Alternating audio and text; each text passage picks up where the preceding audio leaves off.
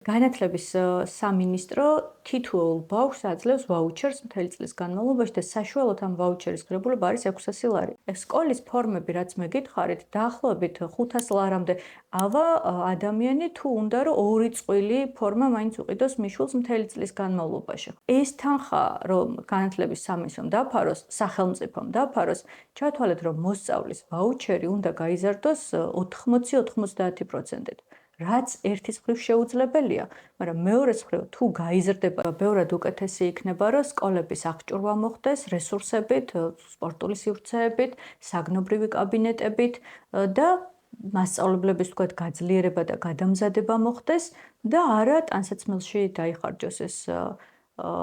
ფული, ხო? ვინც შეიძლება უყიდოს სახელმწიფომ ეს ფორმა, ერთადერთი ჯგუფი, რომელსაც სახელმწიფო დიდი ალბათობით შეუძენს, ეს იქნებიან სოციალურად დაუცველი სტატუსის მქონე მშობლები, ანუ არა უბრალოდ გაჭირვებული ადამიანები,